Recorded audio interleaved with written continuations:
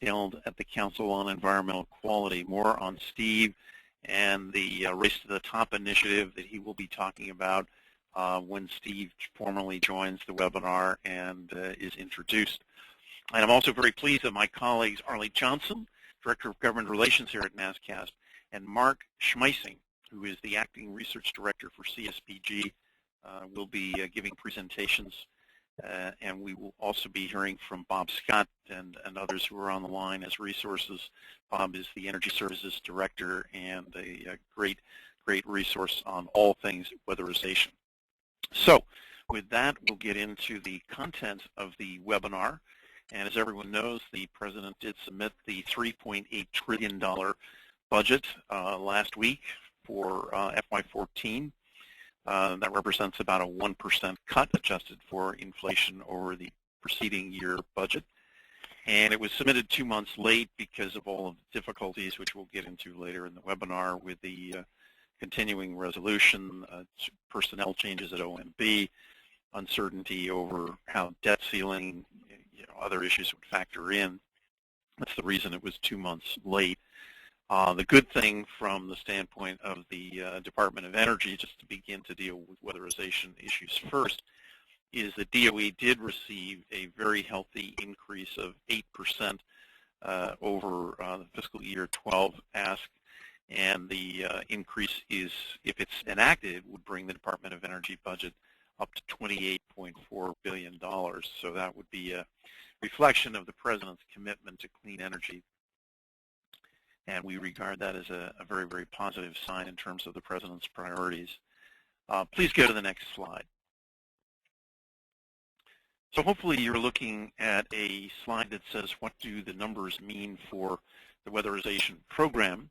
And as I said, there is an 8% increase in the Department of Energy budget in the 2014 ask. And for the energy efficiency and renewable energy, which is where weatherization resides in the budget, a 62% proposed increase, taking the EERE budget up to $2.8 billion if this is enacted for fiscal year 14, which will start on October 1 of this year. Among the big winners, building technologies, advanced manufacturing, and clean vehicles. The state energy program was increased to $57 million as part of the OWIP, Weatherization and Intergovernmental Affairs Office, which is part of EERE, and that total office, which includes tribal programs, went from $145 million to $248 million. And as you see, we did get a very modest step in the right direction, an increase in the weatherization budget to $184 million. That is an increase over the enacted level for 2013. Right now, $68 million, which is, of course, unacceptably low. And that is a carryover from the FY12 continuing resolution. And more about that number in a minute. But let's come back and look at the $184 million ask for weatherization. That's an increase over last year's White House ask in FY13 of $139 million. Of course, that never went anywhere because we wound up on a continuing resolution. And it's very important to note, and we will learn more about this in the next few days and weeks as the budget justification is released, that the $184 million includes a $24 million set aside for the multi-housing weatherization. So exactly how this is going to work out is unclear right now, but it is a $24 million set aside to fund alternate financial strategies for low-income multifamily buildings. So something that the administration has made a priority. This is a financing mechanism, details to be released. The one detail that we know is that it's going to be a competitive process of determining who gets the financing for doing weatherization in the multifamily buildings. So it'll be interesting to see exactly how that comes together, and of course if that is sustained by Congress as part of the FY14 budget. Just because the administration has asked for it, it doesn't mean it will remain in the final package. And interesting that it's set aside on an appropriations bill. It's not a authorizing measure. So the fate of that on the Hill remains to be seen. Now, all important to folks who are involved with weatherization who are on this call is the decision that we expect now within a matter of days on the amount of the reallocation within the balance of fiscal year 13 for weatherization. As I believe everyone on the call may be aware of, NASCSP was instrumental in getting 34 senators to sign on to a request to the Secretary of Energy to use his authority to reallocate funding within the EERE account, Energy Efficiency Renewable Energy, within the 2013 continuing resolution to bring weatherization up to a more realistic level above the just completely unacceptable level of $68 million, which will make the continuation of the program in all 50 states and territories very much in jeopardy. So we do not know the amount of the reallocation. Numbers have been thrown about, speculation, somewhere in the range of $52 million. And we don't know the source of that funding within EERE, but we do know that the department has been very carefully investigating how they may cobble together this reallocation with 34 senators making the request. There's a similar letter going in the House of Representatives right now for which NASCSP has been able to get, surprisingly, some very good Republican support from people like Congressman Dent of Pennsylvania, Congressman McKinley of West Virginia, and Congressman Hanna of New York, critical to have the Republican support. So we are cautiously optimistic there will be a reallocation. We believe we'll hear in a matter of days, and we believe that whatever the number is, it will be at least enable weatherization to hopefully remain intact as an all states and territories program for the balance of FY13. And then hopefully we can go above the administration ask of $184 million in the Senate. When we get to the 2014 budget, we would try to go well above that $184 million level. As you recall, last year the Senate did make a modest bump up on the weatherization ask to put it at $145 million in the Senate Energy and Water Appropriations Bill. And obviously we try to go well beyond that this year. And as I think those of you who've been with us on earlier webinars know, Arlie Johnson and I have been doing a great deal of retail lobbying in both the House and Senate, concentrating on Republicans, rebuilding bipartisan support for the weatherization program. We were successful in getting an amendment on the non-binding budget resolution in March. The Senate passed a budget resolution, and for the first time in 4 years, and we were able to get an amendment engineered by Jack Reed and with the support of Susan Collins, Senator Merkley, and others to increase the budget authority in FY14 by $50 million for weatherization. And there was a lot of Republican support for that. So the work that Arlie and I have done to raise the visibility of the program on the Hill will continue. We need to do a briefing in the House of Representatives, and we really need to target Republicans. We've asked for your help on these letters, and when Elise joins us, we're going to ask for your help on another ask coming up here in just a few days in the Senate. And we'll talk about that when Elise joins us. So that right now is where we are with weatherization numbers. The chess game continues. What's the next move in the chess game as we go to the next slide? Well, this year, as opposed to the preceding year, it looks like the committees in both the House and Senate are committed to doing regular order. Regular order means hearings, markups, and actually reporting legislation, something that we haven't seen a lot of in the last few years, unfortunately. So we've already submitted testimony from Tim Warfield to the House Appropriations Committee on the FY14 budget. We'll be submitting testimony in the Senate on May 9th, and there's a member request letter which Elise is going to talk about, which is due in the Senate on April the 29th. So here we'll start to build support for getting these higher numbers, hopefully, in the appropriations for weatherization in FY14. Obviously, and I think Arlie will get into this later on in talking about CSBG, the fate of this budget that the President submitted is ultimately wound up in the success of any grand bargain talks. The CR will expire in May. The debt ceiling has to be raised depending on who you talk to. It may be June, it may be as late as July, but it's coming very, very soon. And the President is going to try to make an effort to get what's referred to as the grand bargain. And as you know, in the budget the President submitted, he recommended repealing sequestration, which has had a shock effect on every agency budget and on things like training and conferences and travel for both contractors and agency people. And there's going to be an issue with the President's recommendation to cancel sequestration and then replace that with $1.8 trillion in cuts over 10 years, cuts which would fall less heavily, much less heavily on domestic programs. So that's something to watch in the negotiation on a grand bargain. The committees, meanwhile, will go ahead with what I refer to as regular order, meaning there will be hearings. We will have questions submitted to friendly members to raise at the hearings on weatherization. And our main task here is to continue to raise the profile of the program. It has taken considerable hits on Capitol Hill, as everyone knows, because of adverse publicity. But the ARA process is now over. All of the ARA money has been expended with the exception of some nominal balances in a handful of states. So we no longer have the bogeyman issue of unspent Recovery Act dollars, and that's why we can't appropriate more for weatherization. That issue's been taken off the table.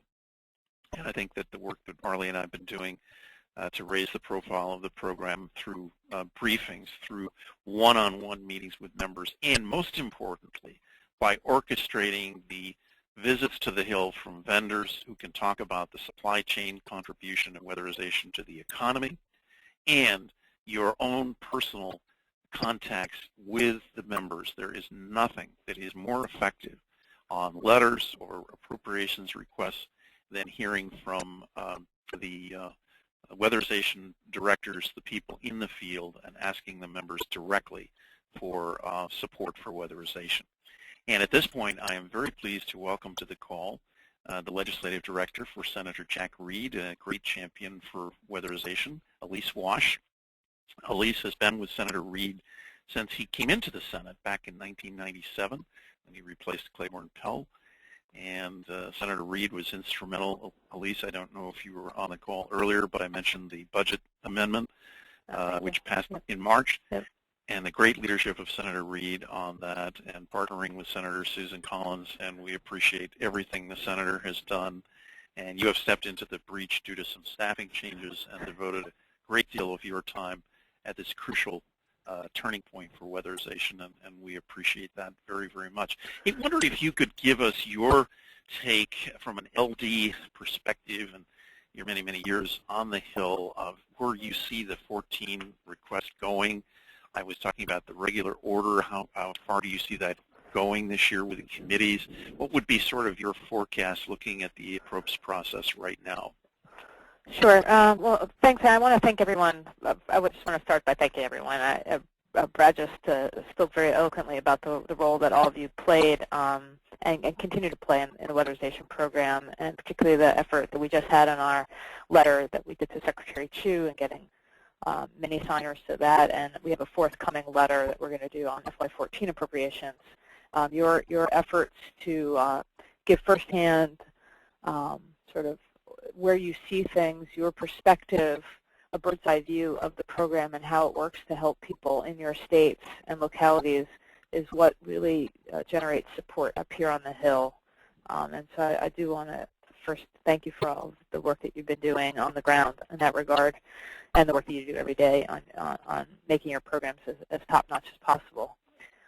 The 14 landscape, we are in a different scenario. We have a new chairman in the Senate, Chairwoman Mikulski, for the Senate Appropriations Committee, and she's, at least starting out very much committed to a regular order where we'll have each of the subcommittees holding hearings on the various programs in their jurisdiction, and then trying to write bills and trying to take those through the regular order, meaning that we would do, let's say, an energy and water appropriations bill, and try to move that through not just the committee process, which we've done in many years, but also take those bills to the floor.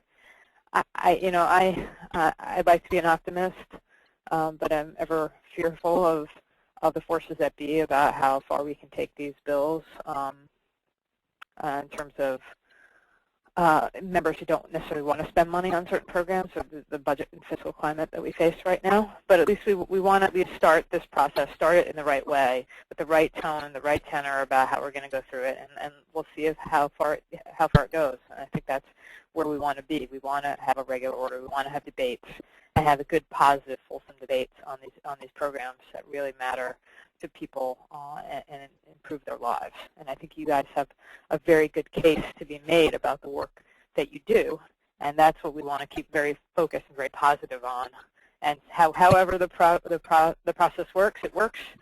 If it doesn't, it doesn't. But the main point is keeping up what you're doing, telling the story of the good work that you're doing, to encourage support amongst those who might not be supporters currently, or might not, new members who don't know about your program, and also to encourage long-standing supporters that you all are still there and doing great work. I think those are very important things for you all to be doing. Well, Elise, thank you very much for that answer. And coming to the regular order, it was very impressive, the work of Senators Reid and Collins in getting 34 senators to go on the letter to the Secretary of Energy on the reallocation in FY13. And we should hear on that. We're hearing fairly soon, Elise, from DOE. We hope to have good news to share on that. Great. Are you hearing about the same, fairly close to getting it? Yeah, I mean, I think so. I think they had a very short time frame where they had to start figuring these issues out, particularly as the fiscal year is, we're winding down to it almost. Right. September. We are hopeful that we've made a good case, and that we're certainly joined by a large number of members. And I think I heard that there was a similar letter effort in the House of Representatives as well. With a number of Republicans, and that's very encouraging. Yes, I think those kind of efforts really help bolster our efforts here. And we'll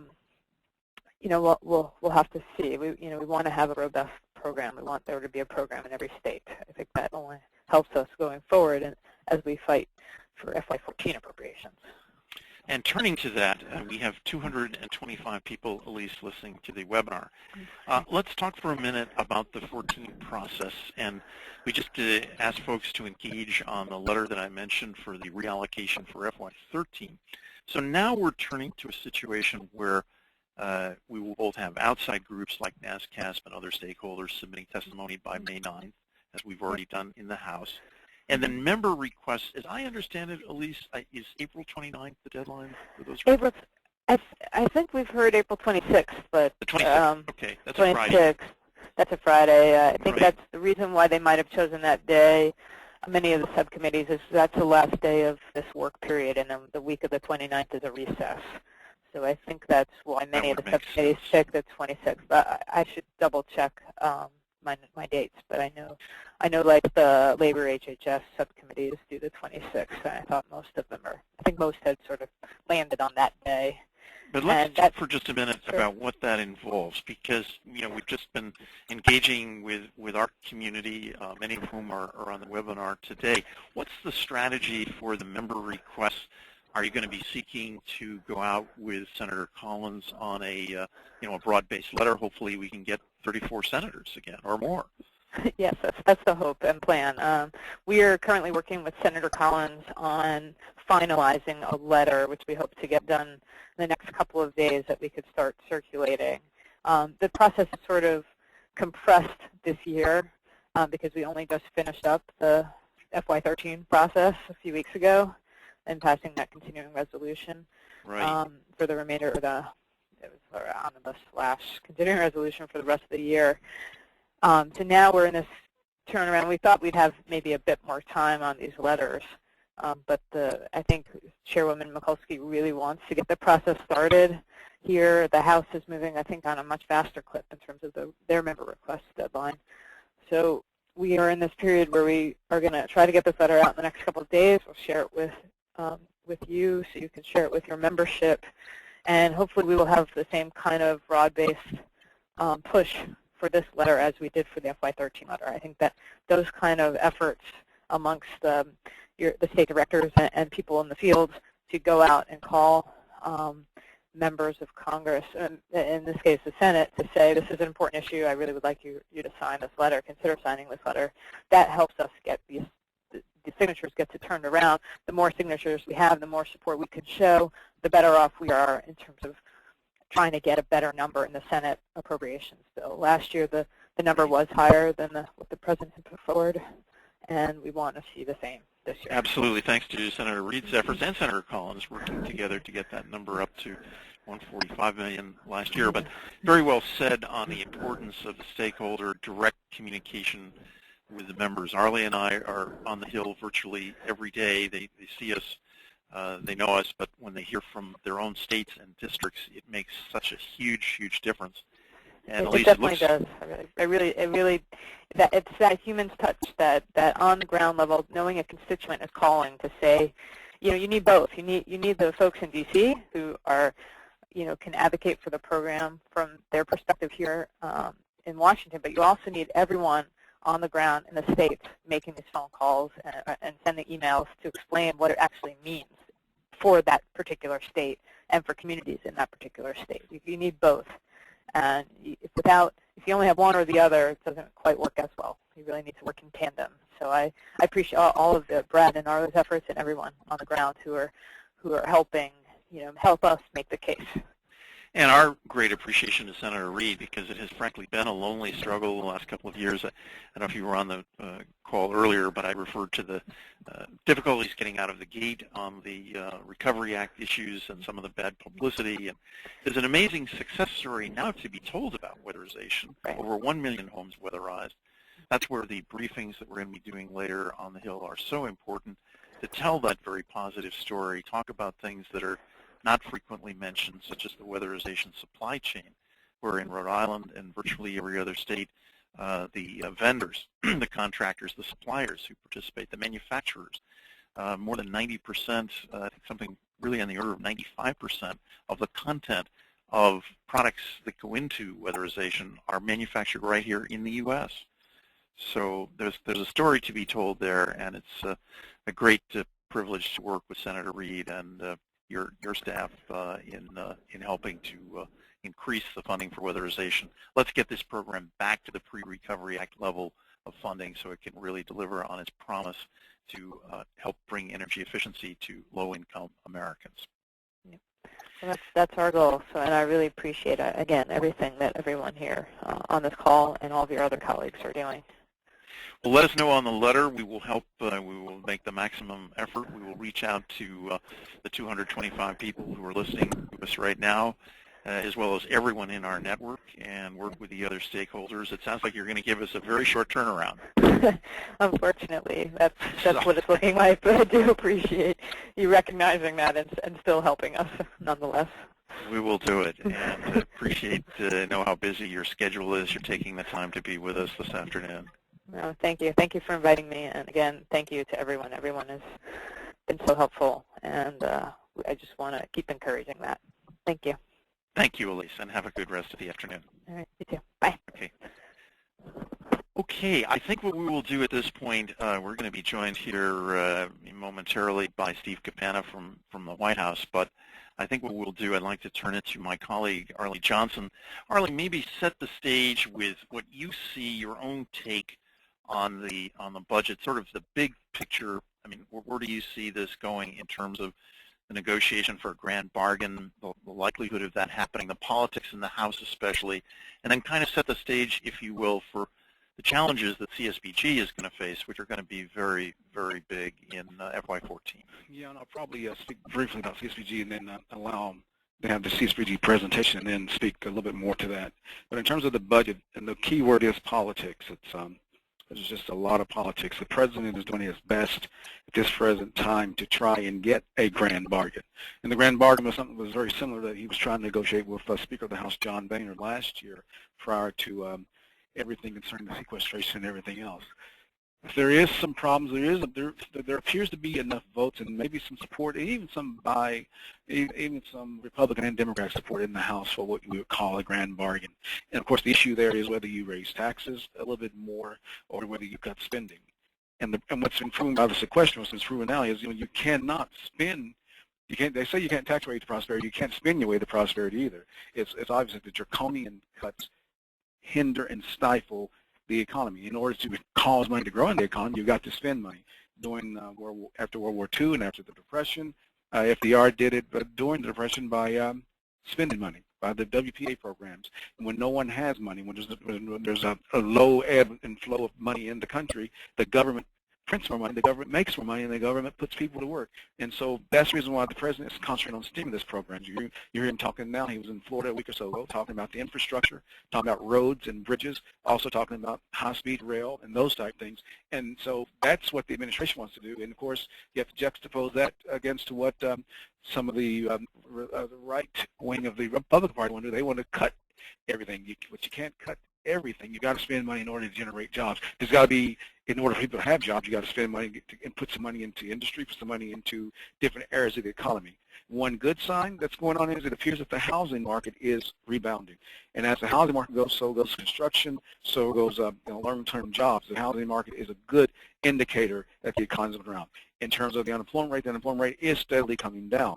Even though there weren't that many jobs created in the last month, supposedly, the trend is still good. So in terms of the budget and the grand bargain, we think that from what we're hearing, there's some discussion, especially on the Senate side amongst some Democrats and Republicans, to do another grand bargain. Now, the additional tax increases won't be necessarily in what you call a big tax increase. It's just that they will go in and change the tax loopholes, eliminate some of the tax loopholes that benefit some high-end earners, of course, some businesses like Exxon and others, of course, but if they can get the tax code where it ought to be, that would generate another probably $600 billion in tax revenues, which the president wants. And then also you can cut, and the president started a big brouhaha even among the progressives and the Democrats last week with his budget that Brad talked about earlier, where he's actually beginning talking about cutting some of the not social safety net programs, but also some of the entitlement programs. You're talking about, Medicare, Medicaid, Social Security, beginning to make some cuts on those because so many people of the baby boomers that are retiring are entering into that retirement workforce, and that is ballooning those costs associated with just the sheer numbers. So that is the deal. Can you increase the taxes by closing loopholes enough, and can you increase revenue enough on the other side to spur economic growth and to rebuild the infrastructure and then keep the country from going into a recession? We think that the politics are excellent in the Senate. The House is still a canard. It's just hard to say what's going to happen in the House, but there is some discussion that hopefully some of the party regulars of the Republican Party can begin to talk with Boehner, can begin to talk with members of the House. And it may be a situation where it won't be a majority bill in the House where there are Republicans, but if Republicans and Democrats are free to vote on the issues themselves when it comes to the budget, there may be enough votes to cobble together Democrats and some Republicans to get something passed in a grand bargain or in the budget.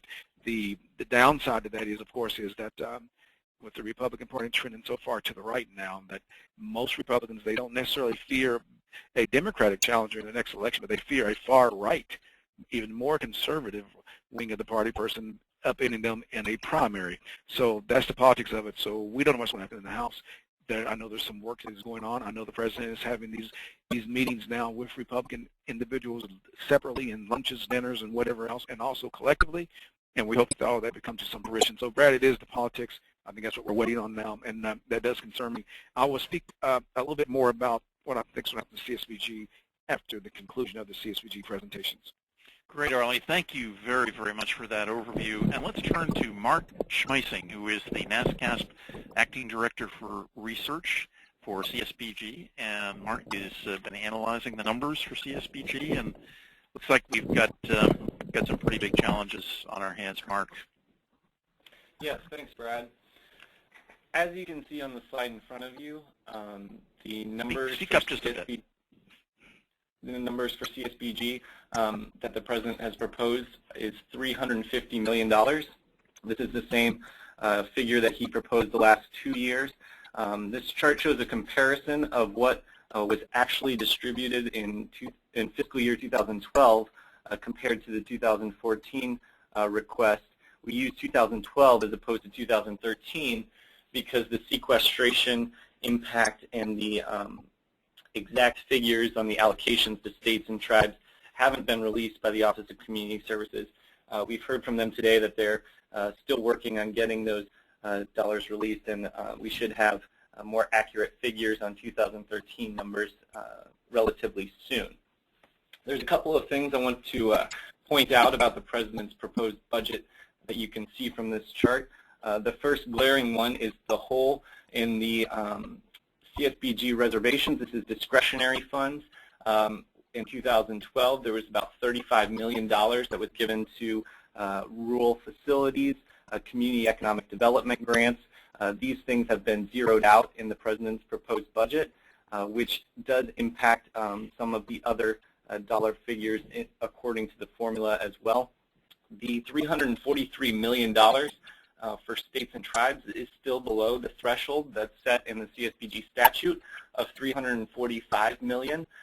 So that means that the minimum state allocation drops down to 0.25% as opposed to 0.5%, which means that there are approximately 5 states who are going to see a roughly 75% cut in their funding if the President's budget were to be passed, whereas most other states would see, on average, about a 45% decrease from their fiscal year 2012 figures. If you can see, there's a link at the bottom of that slide for the 2014 budget justification for the Department of Health and Human Services Administration for Children and Families. I'd encourage you to take a look at that document after this webinar.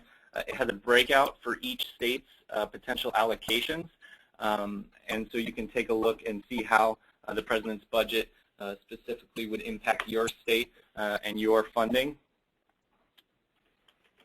Go to the next slide, Alice. Thank you. There are a number of other items included in the budget this year beyond just the significant cut request. There's a number of proposed reforms as well.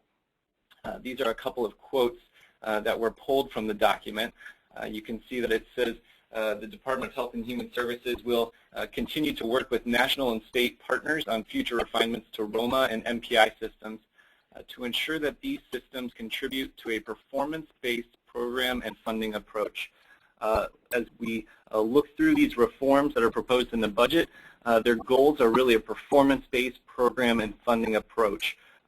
Also repeated from previous budget requests that they are interested in targeting community services block grant resources to high-performing innovative agencies. This is not new language. This is language that the President has included in the previous few budget requests, and it has set the tone for how they are approaching these proposed reforms. This brings up a number of questions and issues with the current structure of the block grant and issues pertaining to how the formulas would work and distribution of dollars that we'll talk about in a minute. On the next slide, you can see some of the other additional reforms that were proposed, the first one being core federal standards and open competition for agencies that are not meeting those standards. This is an ongoing effort by the Office of Community Services, currently working with the Community Action Partnership to get some organizational standards, and that project is outlined in the budget as a way to get these things moving in the direction of performance-based and targeting of resources that they want. There is also a piece in the budget request about creating a deeper place-based infrastructure. There's a real interest in the President's administration to integrate CSBG, the Community Services Block Grant, the agencies that are receiving those funds and the work that they're doing with other administration place-based programs. One of those that you're probably very familiar with is Promise Neighborhoods, thinking of how they can strengthen that infrastructure that they're hoping to build across government. This is an entire effort across government, not just focused specifically on CSBG, but they want CSBG to be involved in this effort. OMB has sent out memos about how they want all of government to be looking at how they can improve and strengthen the place-based policies focus that they have.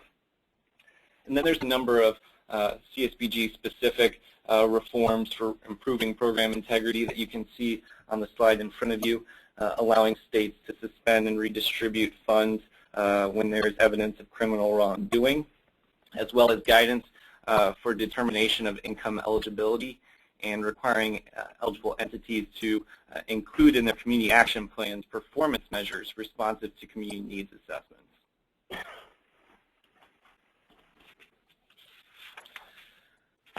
That is an overview of what's included as far as the specific numbers and reforms that are in the proposed budget that came out this past week.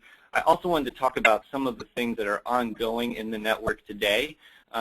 This has been in the same similar language and similar numbers have been included in the budget for the last 2 years. And so the Office of Community Services in the Department of Health and Human Services has been looking at efforts to respond to these pushes by the administration.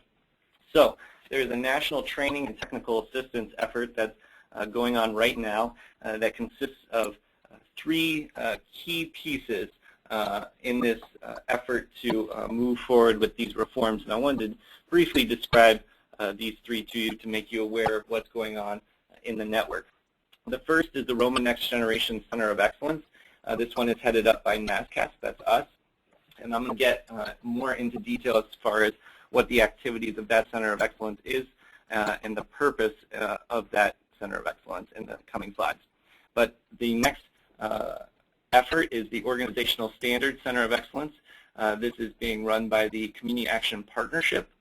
They're putting together those core federal standards that were described previously. There is a CSBG working group made up of members of national partners, state administrators, state associations, as well as local agencies working together on these organizational standards and in this effort. And I believe this week, actually, they'll soon be releasing those standards to the network for public comment and feedback. I'm sure that there are a number of questions about timing of these things, and especially of the few reforms that were proposed that the Office of Community Services is already working on. They have requested that they receive items back from the Centers of Excellence and the Performance Management Task Force by July of this year. So that's when the Office of Community Services will be receiving things from the network. However, their timing for implementation has not been released or announced yet. They will be receiving things this summer, and we will, the Community Action Partnership and NASCSP, as we provide them with resources and provide them with the deliverables of these Centers of Excellence, we will provide guidance and suggestions on implementation, but really it will be up to them as far as how quickly and how soon those are implemented.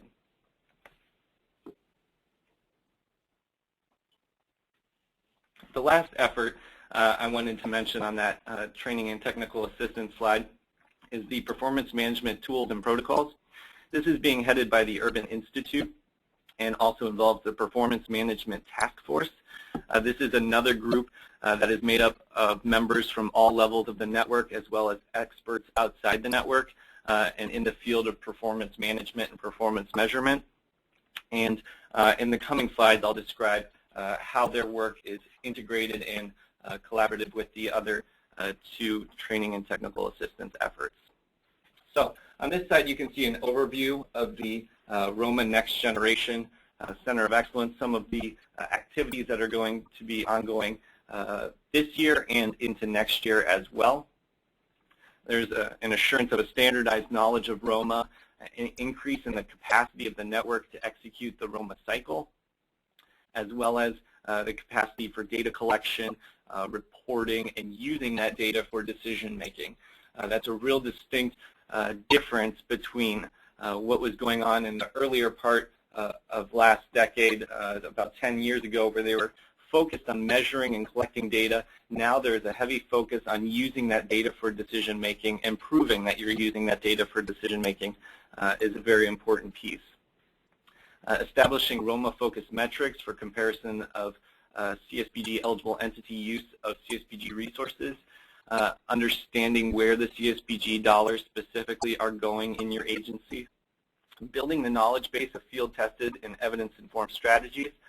Evidence-based is obviously a big buzzword in the administration, and this ROMA Next Generation Center of Excellence will be working to help the network identify and use some evidence-based and evidence-informed strategies, as well as enhancing the body of knowledge available regarding the evaluation phase of the ROMA cycle.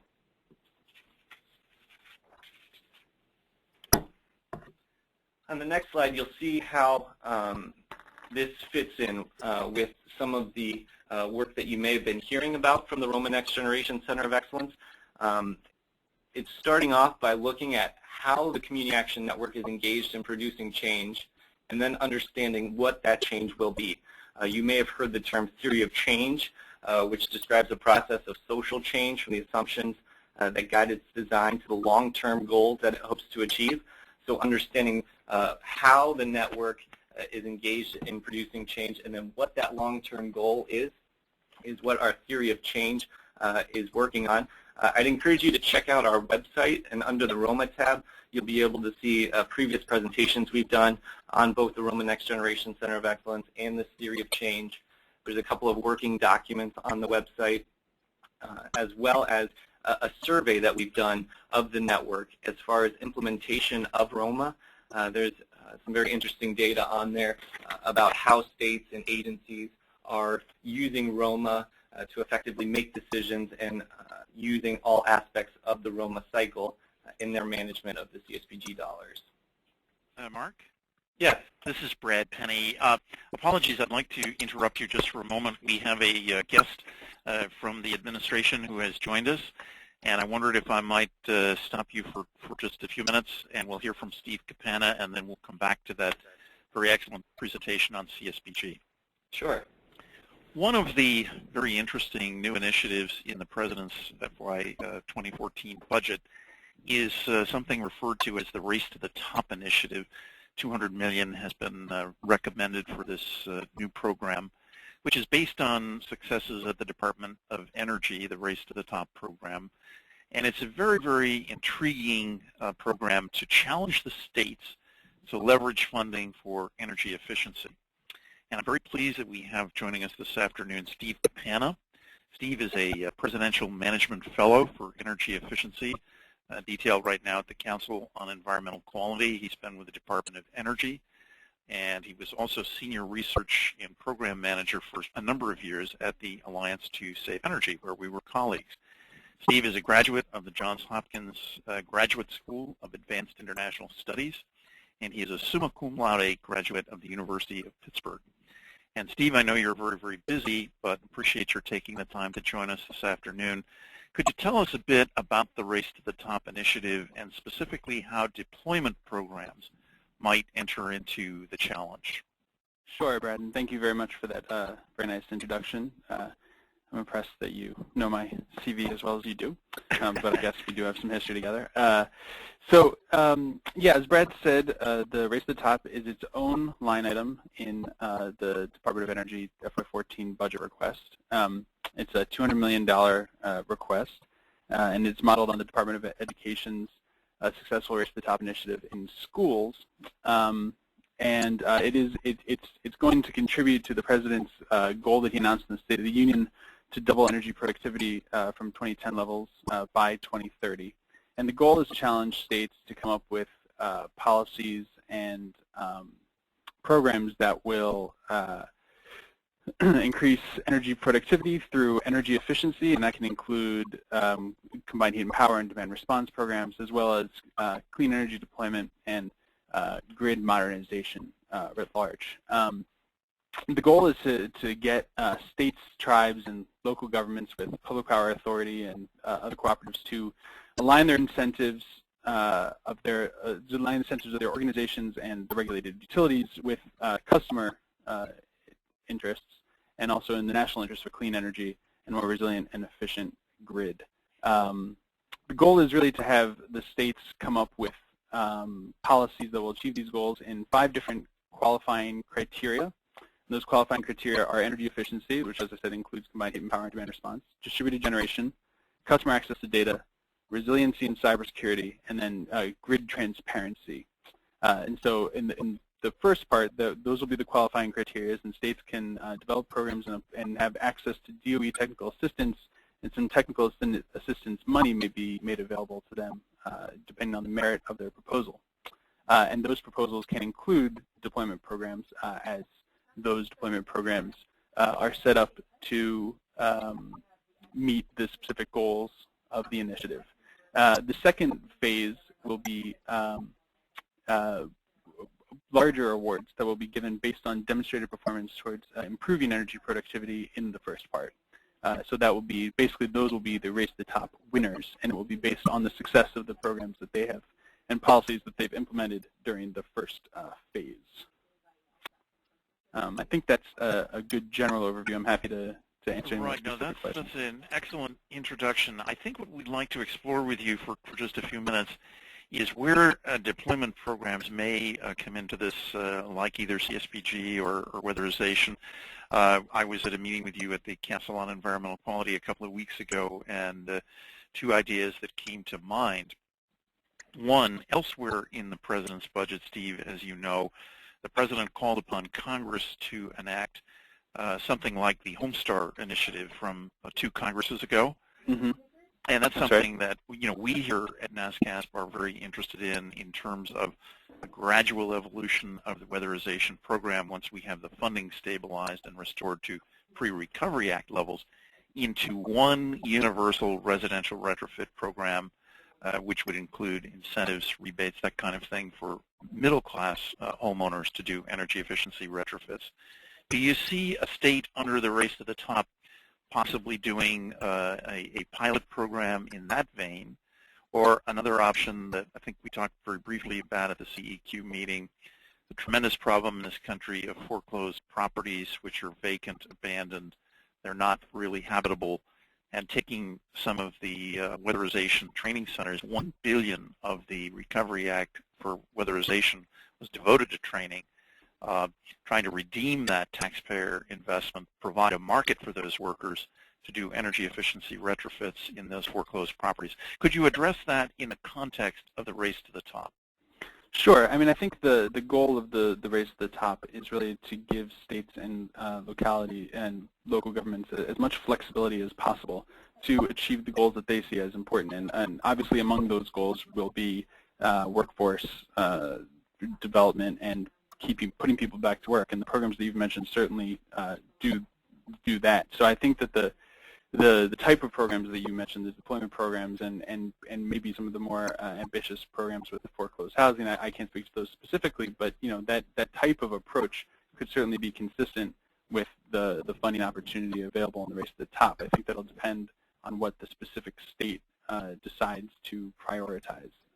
But the overarching point is that we're trying to give states as much flexibility as we can to help develop their grid to achieve a more modern and a nimble and energy efficient grid. No, I think that's a hugely important goal for our entire society, and hear what you're saying about it's a great opportunity to view the states as a laboratory and to work at the state level with our partners as NASCSP does. Certainly think the deployment programs have a very, very strong role to play, and hope that they would be considered, as you mentioned, energy efficiency as one of the criteria that you mentioned. Certainly the deployment programs are part of that in terms of what they deliver. Indeed, yeah.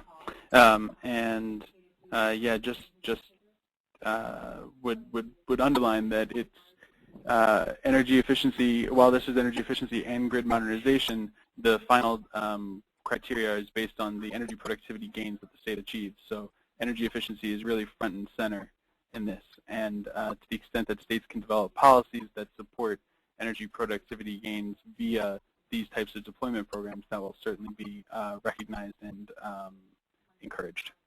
Well, we will certainly be working with NASIO, an organization we partner with very closely, and all of our state partners to see if we can contribute to this really great initiative. Just in closing, do you want to say a word about your Hill strategy? Whenever you come up with a new initiative like this, as you know, how it's presented to the Hill is really crucial. And I want to just say a few concluding words on that score, Steve.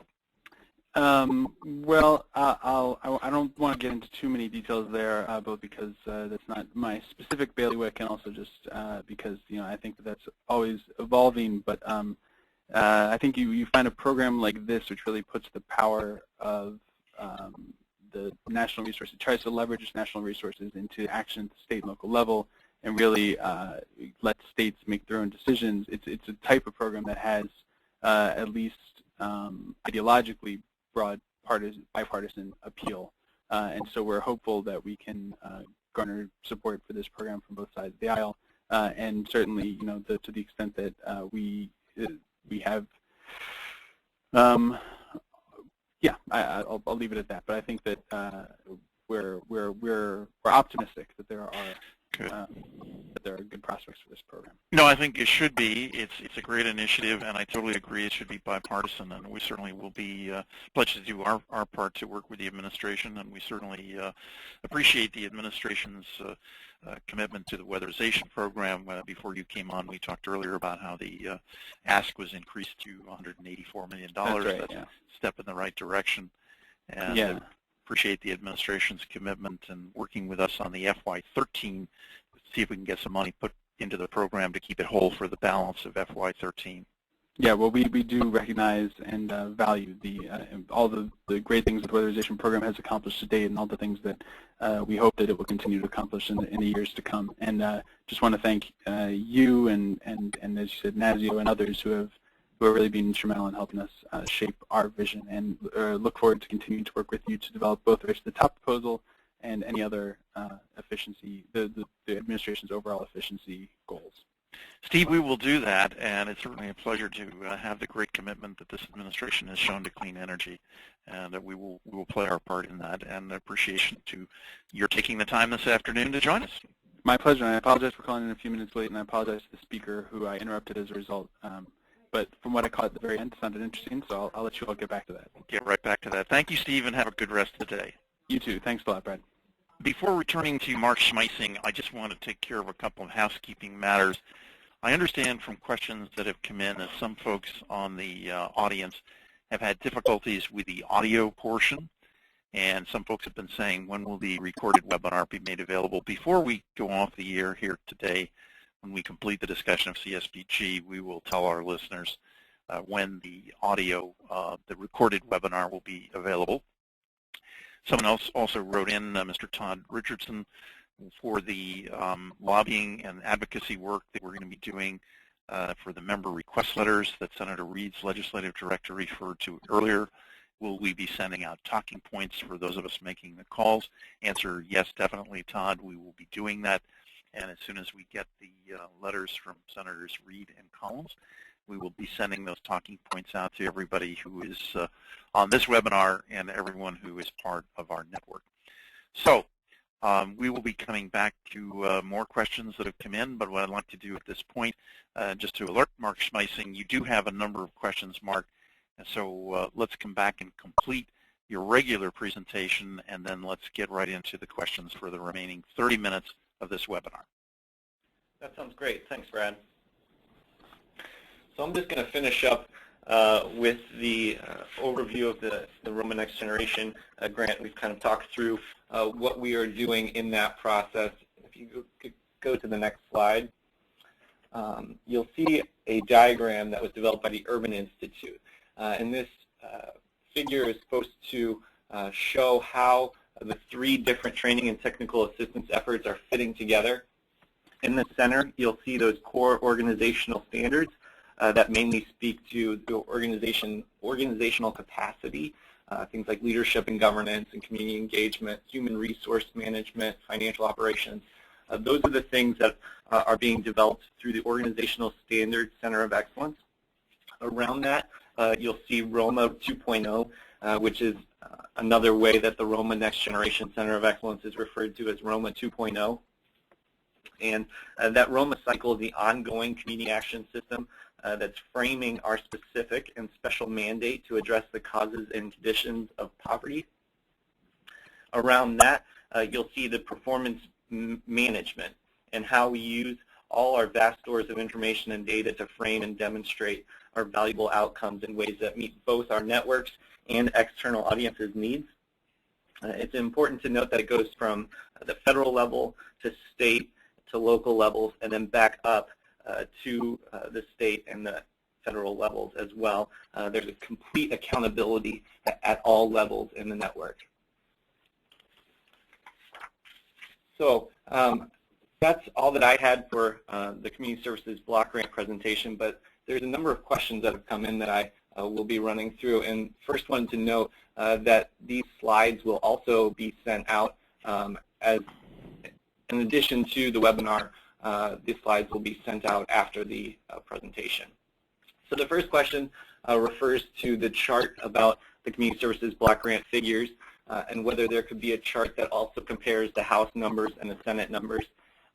We communicate through the stateofpoverty.org. That's our NASCSP online blog. As soon as we have those exact figures from the Senate and the House, we'll be posting those on our blog as a blog post to run through the comparisons of the different numbers.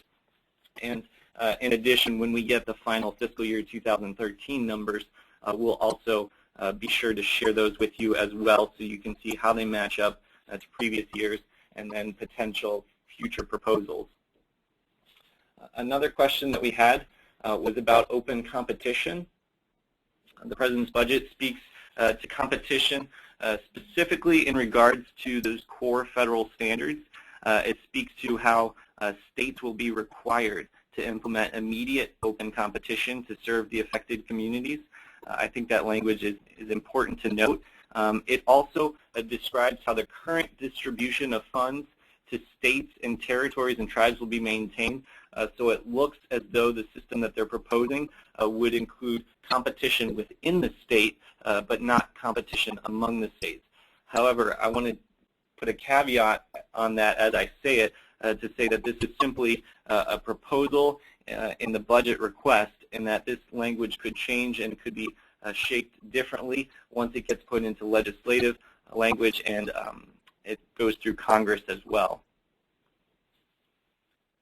There's another question about states who receive the minimum allocation of Community Services Block Grant funds. And that formula is really put together by the Office of Community Services.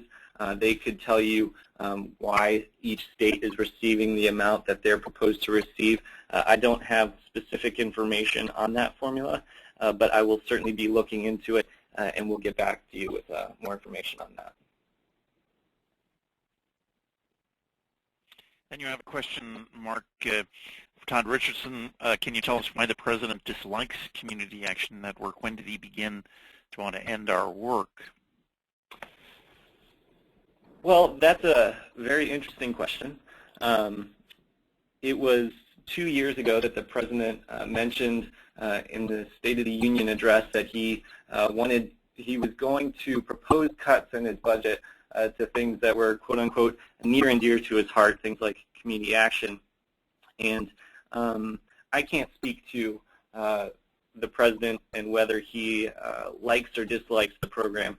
All I can do is read through his budget request and see his numbers and some of the reforms and things that he's proposing. A couple of notes on that are that he is proposing a 50% cut. He is viewing the Community Services Block Grant as one of those programs he is willing to give in and give up some of the funding in this great debate over the debt limit and the deficit and which programs should be cut and which ones should be saved. Yeah, there's an obvious conclusion that can be drawn that the President views the Community Services Block Grant as one of those programs he is willing to give up some funding for in this process. However, a number of the reforms that he is proposing regarding targeting resources to high-performing innovative agencies and this performance-based program and funding approach, this is not just the Community Services Block Grant that he's talking about. This is really government-wide efforts to increase the performance-based approach to funding, to look at how agencies in the government are measuring performance and managing performance and providing funding based off of that. There's a number of different programs that you'll see get funding increases in the budget based off of their evidence and their ability to show that they are performing effectively and efficiently using the dollars that are given to them. And there's a view here that the Community Services Block Grant is unable to do that at the moment.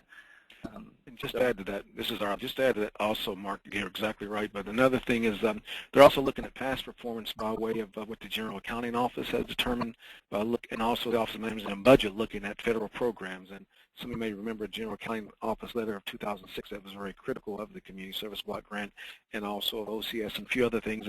And those things are all in the record. They also look at they look at the OIG reports from state to state and also national reports concerning programs, and some of those things also work against the Community Service Block Grant. There's some new people in the administration that come from other nonprofits and others, successful nonprofits, who are probably more generally focused on one specific aspect of eradicating poverty or something of that nature, and they seem to think that they have a better approach in terms of, and also better outcomes of production, rather than CS Community Service Block Grant. So there were several things that were working against the CS Community Service Block Grant, and we've been working with the administration, we've been working with Congress to combat that, and we will continue to do that, even though there's a request here for a 50% cut. Our first move is to try on the congressional side to say do not cut this program and give reason as to why it should still be solvent, why it should still be held whole, and also we'll be working with those congressional members to explain to them why we think their local programs and their state programs are very beneficial. So we may want to be highlighting some specific programs. However, in the long run, I mean, this is an uphill battle. This is the second, going into the third year that the administration wants to cut the program, and we don't know what's going to happen on Congress in terms of they're looking to places to cut budgets anyway. So this may be a trying year for CSBG, but we'll be working together, reaching out to you, and I'm asking you that you would support us as we support you in making the and getting the message to Congress and to the administration the benefits of this program. We have not given up on that, and we'll continue to work with that. Arlie and Mark, this is Brad Penny. Let me ask each of you a question. Let's focus for a few minutes on the politics of this. Senator Harkin has been a key defender of the program, chairs the Senate Appropriations Subcommittee. He will be retiring. He will be here for 2 years and then retiring. That's going to be a big, big change. And in the House, Congressman Rehberg of Montana has been the chair. Montana is a big CSBG state. It's a very, very important program there. I think something like 10-12% of the population are beneficiaries of it. Of course, Jim Nolan, now retired, a great advocate for CSBG. That helped with Congressman Rehberg, who was defeated in his run for the Senate. So the new chair of the Labor HHS Subcommittee is going to be very powerful for the future of CSBG. Is a gentleman by the name of Jack Kingston, who comes from Savannah, Georgia. How do you, Arlie and Mark, see in the past several years the approach process has unraveled? CSBG has gone on to a continuing resolution, which actually has helped CSBG because it forestalled the cuts. What do you see happening this year with the change, with Rehberg gone, with a new chairman who perhaps is not interested in CSBG to the degree that Rehberg was? How do you see that playing out in the approach process, Arlie? Let me, we, in working with CSBG, especially the last 2 or 3 years, because of Senator Tom Harkin and his support and others in the Senate and to election, some people in the House, we have concentrated a lot of our efforts in the Senate and the Senate action. And we know full well that Tom Harkin and others in the Senate have held CSBG, even though the President wanted to cut it a couple of years ago, at its current levels, even within the CR. Going forward, we know Senator Harkin for the next 2 years will be a big supporter. We know that he'll still be, chair of the subcommittee that he chairs, and we expect that there'll be some strength there. In the House has always been a little bit more difficult to navigate. Even before, when David Obey was the Appropriations chair, CSBG was also very well supported, and when Obey left, it became a little more trying. Rehberg was a big supporter, and Kingston, his MO, he's been a lot more frugal, from what we can tell. He's been a lot quicker to cut programs or should I say, cut overall federal spending, has been his mantra, and that's kind of the vein of the House that he comes out of. So we're beginning our meetings and discussions with that new committee and with the new chair, and as we begin to navigate this CSBG war. And of course, it doesn't help us that the cut is coming from the administration. and it's a very progressive Democratic administration that's saying that they want to do these cuts as well. So it's an uphill battle. I will kid you not. It is an uphill battle, but we will pull out all the stops and certainly try to do that. But initially, I would say it's not a favorable going in, but we remain optimistic at all times. Arlie or Mark, a question coming in from Diane Fay. Do we look at ways to talk about our work as place-based, because it often is? Either of you want to take a I'll let Mark take it first, because I know he's well-versed in place-based. Place-based. Yeah, that's a great question, and I think that there's even language in the budget request talking about how we can look at CSBG work as place-based. Let me kind of read you this quote specifically from the budget justification. The purposes and goals of the Community Services Block Grant focus on strengthening communities and reducing poverty by using a broad range of federal, state, and local resources. Just as place-based efforts leverage investments by focusing resources in targeted places and draw on the compounding effect of cooperative arrangements. So clearly, this is the work that Community Action is doing. We just need to look at, part of it is messaging and talking about our work as place-based, but also looking at how we can collaborate and cooperate with these other efforts that the administration is specifically picking out as these are our place-based initiatives. There are things like Community Action that are ongoing that are place-based, but the administration had a couple of favorite projects that they're working on, and Promise Neighborhoods is just one example, but there's a number of place-based things that they're doing that are even serving the same populations of people that Community Action is serving, that we need to look at how we can collaborate with better, I think. Very good answer. Let me just remind our audience we're in the final 15 minutes of the webinar. If you do have any questions or if you have a comment to make on any of the issues that we've discussed, please go ahead and enter the little chat function now and send us your question or comment. We had several people write in about the audio. It will be available at the end of this week on the NASCSP website. It'll be prominently noted on the homepage of the website, so you'll be able to quickly get to it. And we thank you for your patience. Apologize to anyone who experienced audio problems. We understand some folks at the beginning, especially of the webinar, did have some audio issues, and we hope that they resolved. Now, we have a question here regarding the performance of the CSBG program, and Arlie, this gets into a subjective area as to the national performance of the program based on funding received. Are we performing well in terms of numbers and outcomes reported at the national level?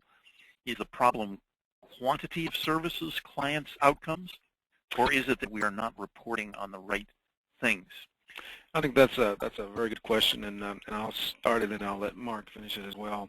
CSBG, by its very nature, when the program was turned into a block grant, was envisioned to be 50 experiments in the country, 50 programs that look all different, that are based upon the needs of that particular state or that particular area.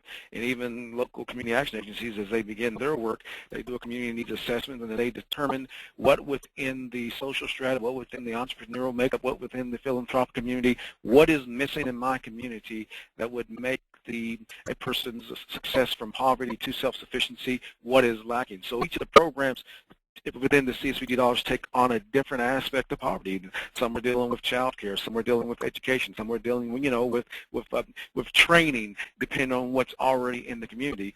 And so it doesn't make it easy to use a wide brush or barometer to measure that success. We know the IS report that so many of you so dutifully prepare and work on in your local agencies and also the state that come to us. We compile that data as best we can along the 6 national goals to determine the success of this program.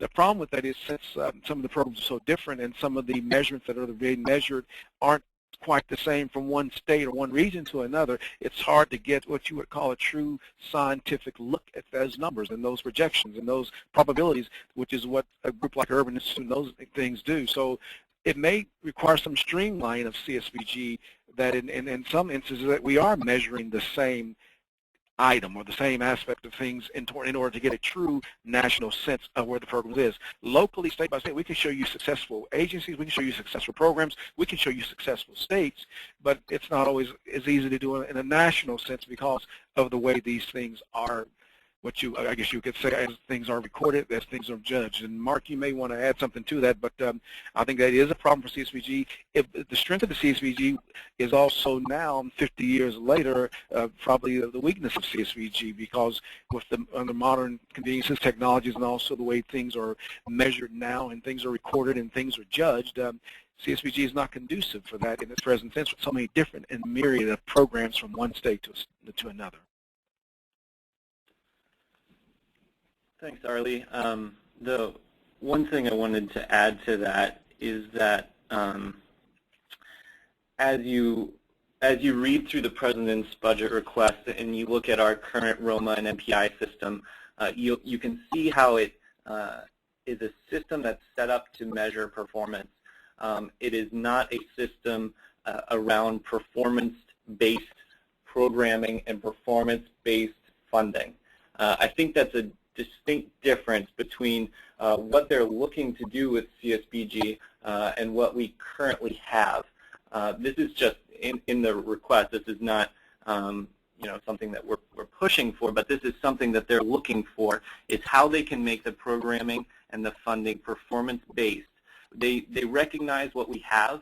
They recognize the performance measurement system that we have, and they understand it.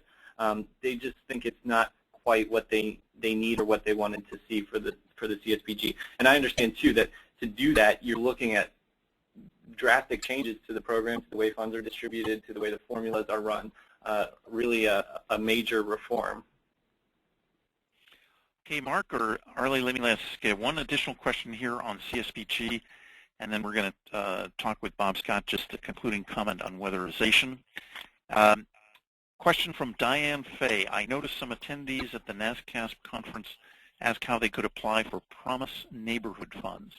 Are you seeing more of this happening in the CAA network? Mark or Arlie?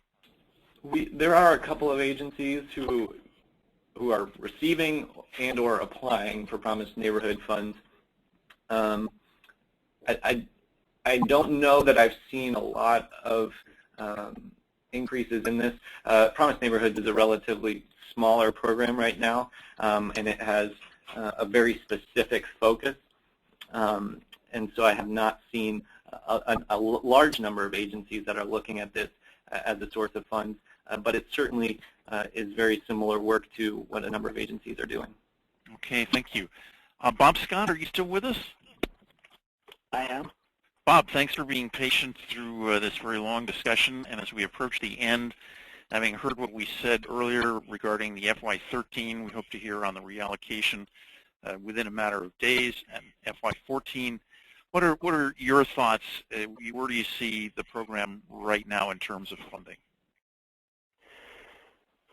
Well, I think that we're still below, in all the conversations that are happening, we're still at levels below what is really needed to sustain a national weatherization program. And I hope we can make that impression on Congress that, you know, $184 million minus a possible $24 million for this multifamily initiative will not keep maintaining this program. Where, you know, can we survive 2013 on $68 million plus whatever might be added by DOE? Perhaps we can. I'd like to think we can, but it's only a matter of time till these type of numbers destroy the network. I mean, we're on very thin ice with it, and I hope something can change, and we'll be working to do that. We need to at least get to those pre-Recovery Act levels of, you know, 225 in that area. So I hope we can get by. I think most states can hang on for another year, but it is, you know, I think the term we could get starved to death is a good way of putting it, and it's certainly something that I fear and hope we can change.